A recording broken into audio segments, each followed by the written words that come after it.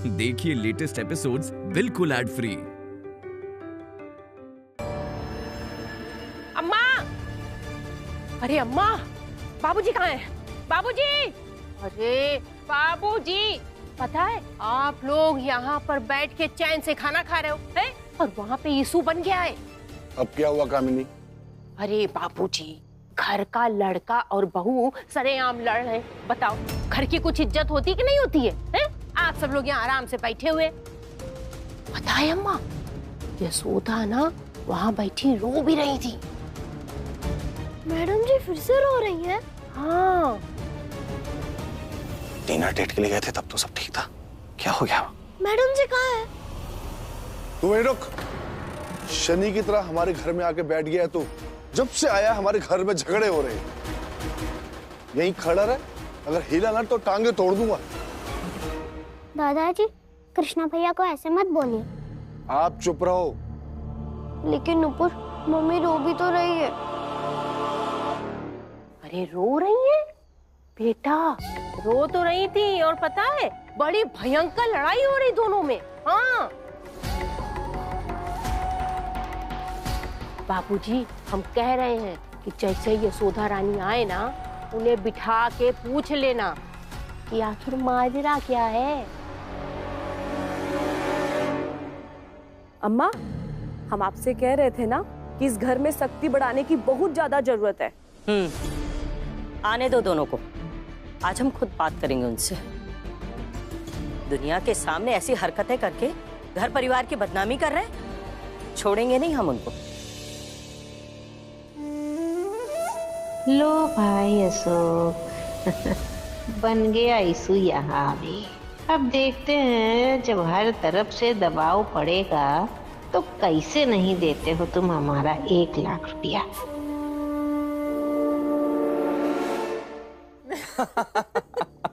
वो आप याद मुझे याद दिलाइएगा। नहीं मैं बताऊंगा आपको जो टेली।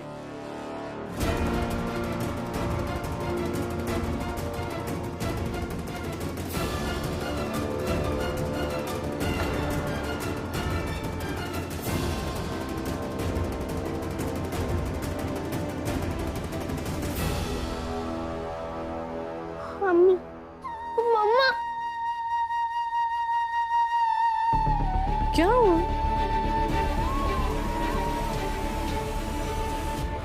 अरे जिज्जी, आप इतनी रात को और सारे घर वाले जागे क्यों हैं? क्या बात है?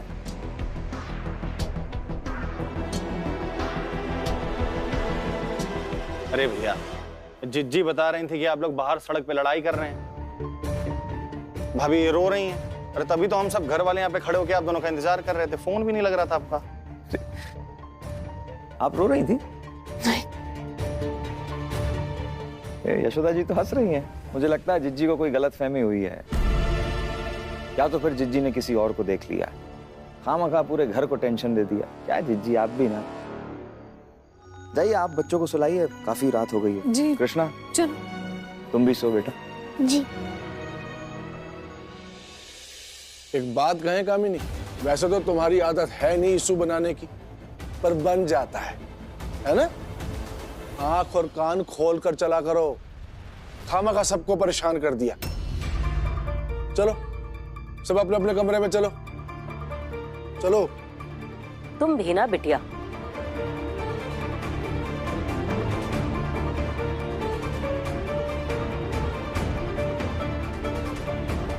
जिज्जी,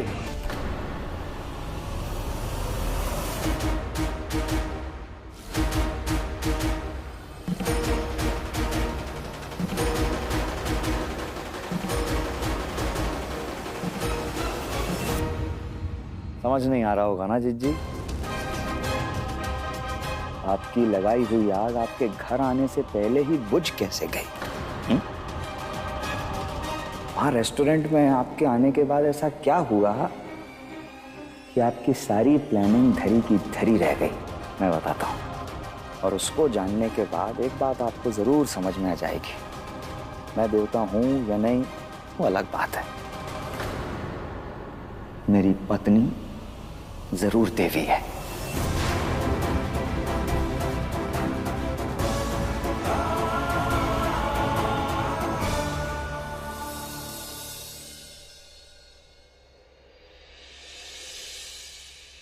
जब आप यहाँ से जा रही थी तो आपकी आंखें भरी हुई थी। अंदर जाके शायद आप रोई भी होगी। मैं समझ सकता हूं अपने पति के साथ किसी और औरत के साथ होने की बात उस पत्नी को कितनी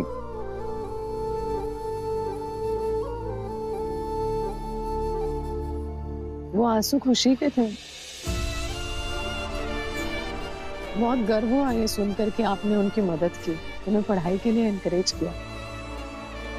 कितनी हिम्मत करके मैं एक कृष्णा की मदद करने के बारे में सोच रही थी, और आप ऐसे कितने कृष्णा की मदद करके उनकी जिंदगी की दिशा बदल चुके हैं अशोक जी। आपकी ये बात उदाहरण बनी मेरे लिए कि मैंने जो फैसला लिया है सही है। मुझे हौसला मिला कि कृष्णा के लिए और जी जान लगा के कुछ करूं, उसे लायक बनाऊं। बहुत गर्व है आप पर, बहुत। और ये सोचकर तो बहुत अच्छा लगता है कि आपको कितने लोगों की दुआएं मिलती होंगी।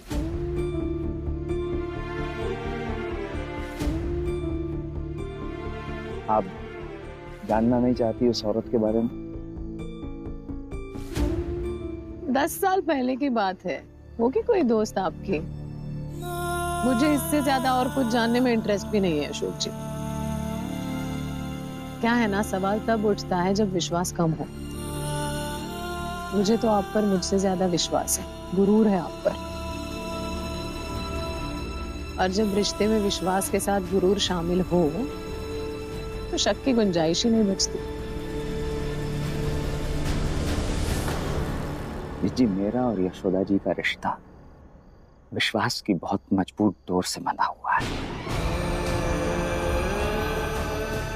और ये मेरा दिल जानता है मैंने यशोदा जी को कभी धोखा नहीं दिया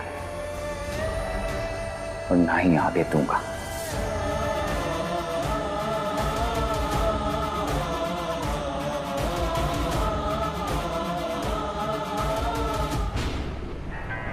इसी भरोसे की डोर में अगर हमने आग ना लगाई ना तो हमारा नाम भी कामिनी नहीं।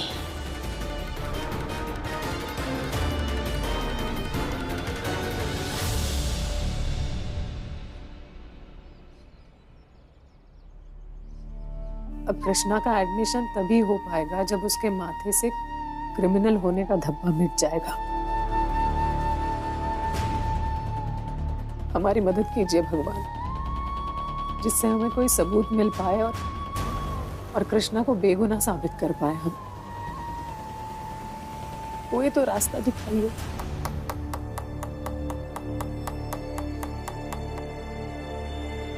कैसे भी करके सब संभालना है, बस सब सही हो जाए यार।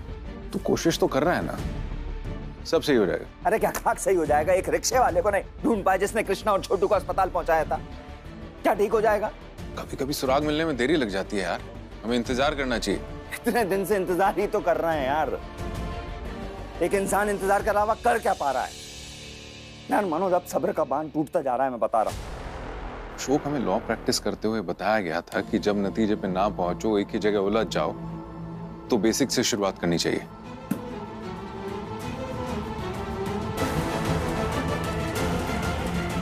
अनाथ आश्रम चले, क्या पता कुछ पता चल जाए।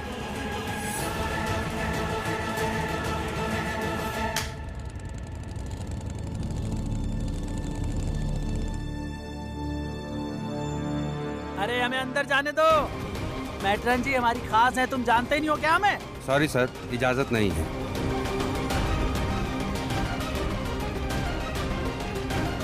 जीजा जी यहाँ क्या कर रहे हैं?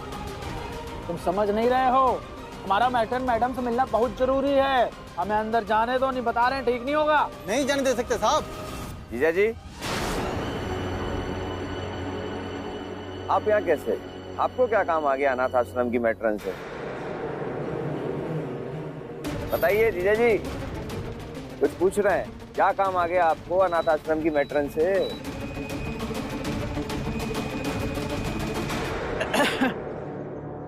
तुम लोग हो वकील, लेकिन एक नंबर के बेवकूफ। एक बात बताओ, एक आम आदमी अनाथ आश्रम के बाहर क्यों खड़ा होगा पर? इसीलिए ताकि दान पुण्य कर सके। अरे तो तब से कहे नहीं बताए कि दान देना है, हम तुरंत अंदर भेज देते। दान देने के लिए मैट्रन मैडम से मिलने की जरूरत नहीं है। उन्हें क्यों ढूंढ रहे हैं? जी अजी बातों को क्यों घुमा रहे हैं? बताइए ना कि मैट्रन से क्यों मिलने आए थे? हाँ, मैट्रन से इसलिए मिलने आए थे क्योंकि हम ये जानना चाहते थे कि हम जो ये दान पुण्य कर रहे हैं वो बच्चों तक पहुंच रहा है कि नहीं पहुंच रहा है। अब इसके लिए हमको एक इस अनाथ आश्रम के ऊंचे पद पर बैठे किसी व्यक्ति से मिलना था, इसलिए आए थे ताकि सुनिश्चित हो सके। लेकिन आप लोग हैं वकील, आपको इंक्वायरी करनी है। हो गई इंक्वायरी, अब हम कुछ नहीं दान करेंगे।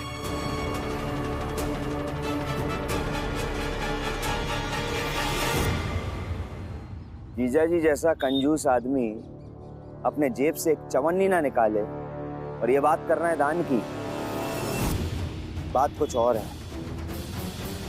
कृष्णा इतने दिन से घर पे रह रहा है, उसके लिए तो कभी कुछ नहीं किया, कुछ नहीं सोचा, और यहाँ अनजान बच्चों की मदद कर रहे हैं। बात तो सही कह रहे हैं। जीजा जी की शक्ल बता रही थी कि वो कुछ तो छुपा रहे हैं, लेकिन क्या ये पता लगाना पड़ेगा। अगर एक भी हिंट मिल गया ना तो कड़ियां खुद जुड़ जाएंगी।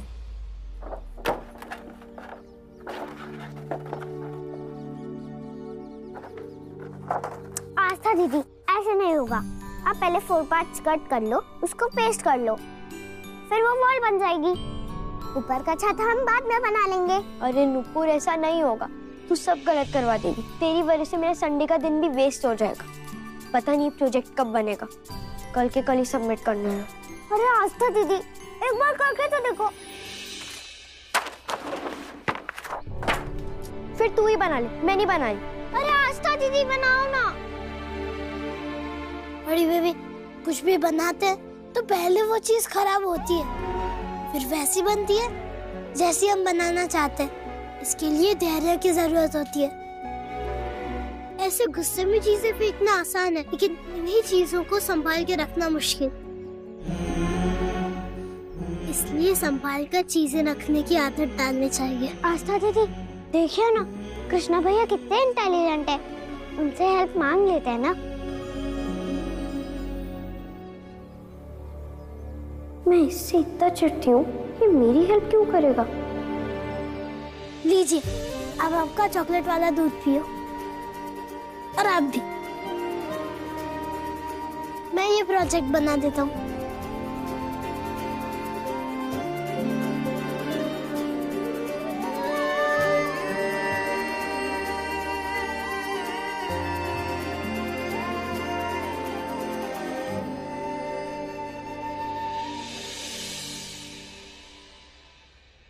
कृष्णा भैया, अब आप भी ये दूध पी लो।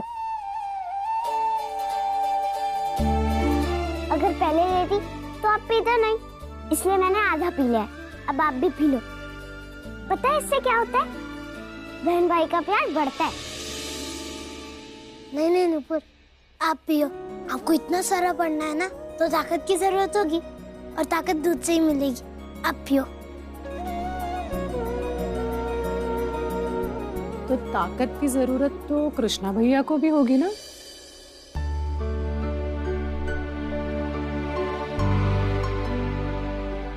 क्यों? तुम्हें नहीं है ताकत की जरूरत? तुम्हें भी पढ़ना है ना? मैंने वादा किया है ना तुमसे, तुम्हें अर्जुन बनाऊंगी, तो तुम्हें अर्जुन बनाऊंगी जरूर। तो अर्जुन बनने के लिए जो करना होगा वो करना तो पड़ेगा। तो दूध तो पीना पड़ेगा, है ना नुपुर? हाँ मम्मी। कृष्णा भैया, अब तो मम्मी ने भी कह दिया, अब तो आपको दूध पीना पड़ेगा।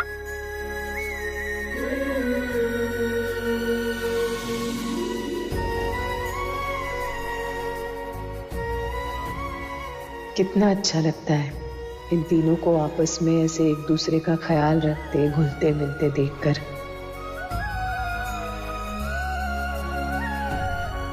Very good. यशोदा, हमें तुमसे कुछ बात करनी है, जरा मेरे साथ आना। जी। मैं भी आपका प्रोजेक्ट बना देता हूँ।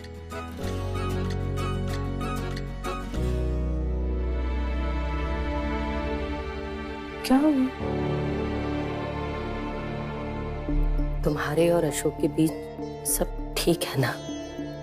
हाँ ठीक है सब। ऐसा क्यों पूछ रही हैं आप?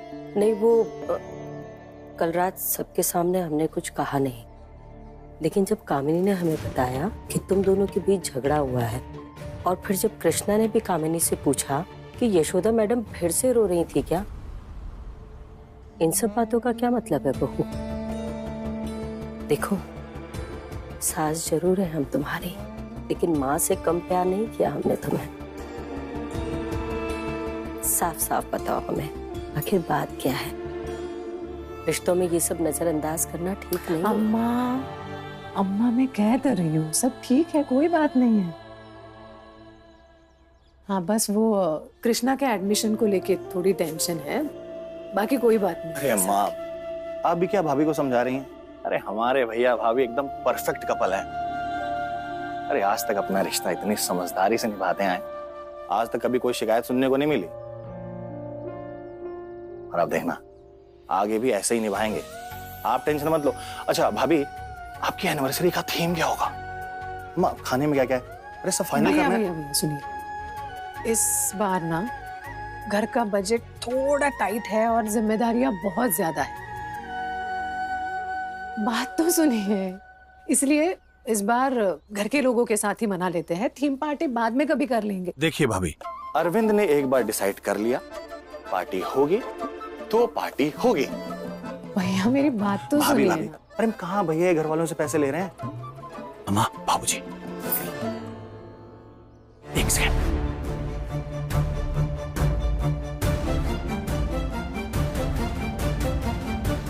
₹30,000 का तो जुगाड़ हो गया, बाकी का जुगाड़ भी हो ही जाएगा। अब इस बात पे नो डिस्कशन। वाह भाई अशोक, हैं?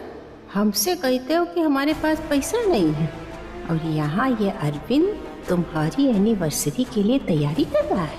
अब ये 30,000 पार्टी में खर्चा नहीं होंगे, बल्कि गिरेंगे हमारी झोली में। आप लोगों से हाथ जोड़ के विनती है, ये बात महुआ और बाबूजी को पता नहीं चलनी चाहिए कि पार्टी में पैसे हम लगा रहे हैं, वरना पार्टी से पहले ही ना उनका म्यूजिक और डांस एक साथ सब चालू हो जाएगा। लेकिन भैया मैं कह रही हूँ ना, जरूरत नहीं है कोई पार्टी की। ये अपने ही लोगों से बात छुपा कर काम करना मुझे नहीं अच्छा लगता, आपको तो पता है ना भैया। समझा करो बहू, अगर अरविंद अपने भाई भाभी के लिए कुछ करना चाहता है ना, तो करने दो उसे। ये उसका प्यार दिखाने का अपना तरीका है। अरविंद, जा कर ले जो तुझे करना है, हम दोनों किसी से कुछ नहीं कहेंगे। यही ना बात अम्मा। भाभी आप भी ज्यादा लोड मत लीजिए, अरे अपने देवर के प्यार की भी तो थोड़ी कदर कीजिए। हाँ हाँ ठीक है, मान गई हूँ मैं। अच्छा अब सब मिलकर पार्टी की तैयारी करते हैं बस। ठीक है, आती हूँ। इस पार्टी से पहले अगर कृष्णा का केस सॉल्व हो जाता तो इस खुशी को मनाने की एक और वजह मिल जाती, फिर मैं दुगनी खुशी से पार्टी करती। ये रहे बंसल जीजा जी, और ये रहा तुम्हारा घर। अब अशोक याद करो कि पिछले दिनों जो कुछ भी घर में हुआ है, क्या उसका डायरेक्ट या इनडायरेक्ट संबंध बंसल जीजा जी के साथ था? इंस्पेक्टर साहब, फोन तो हमने ही किया था हलवाई, लेकिन अब उधर से हमसे किसने बात की और कौन हलवाई बन के आया, ये मैं कैसे कह सकता हूँ। याद आया मनोज, पूजा वाले दिन नुपुर को हलवाइयों ने किडनैप किया था और उन हलवाइयों को जीजा जी ने बुलाया था। जिस दिन चोर आया था उस दिन भी जीजा जी मुझसे मिलने आए थे और उन्होंने मेरा वॉशरूम भी यूज किया था। और जब मैं वॉशरूम में गया तो मैंने देखा खिड़की खुली हुई थी। ये तो हमेशा बंद रही थी, खुलती थी नहीं। तो फिर खोली तो खोली किसने? और हो ना हो चोर उस खिड़की से ही अंदर आया था। हो सकता है कि नुपुर की किडनैपिंग में जीजा जी का हाथ हो, पर किडनैपिंग तो मैट्रन ने कराई थी, लेकिन घर में पूजा कराने की बात तो जीजा जी ने की थी। कहीं बिल्कुल, जिस तरह से कड़ियां जुड़ रही है ना, बिल्कुल ऐसा लग रहा है कि मैट्रन और जीजा जी मिले हुए हैं। हे भगवान, जीजा जी इतना गिर सकते हैं? इतना? पैसा मेरे भाई, पैसा पैसा इंसान को कितना भी गिरा सकता है। वो जो भी हो, जीजा जी की हरकत माफी के लायक नहीं है। तो क्या कहता है, इस बारे में जीजा जी से बात कर लें? नहीं यार, घर का मामला है, शक के आधार पर मैं जीजा जी से कुछ नहीं कह सकता, वरना जिज्जी को एक और वजह मिल जाएगी मुझे परेशान करने की, मेरे घर वालों के सामने हंगामा खड़ा करने की। रंगे हाथ पकड़ना होगा जीजा जी को।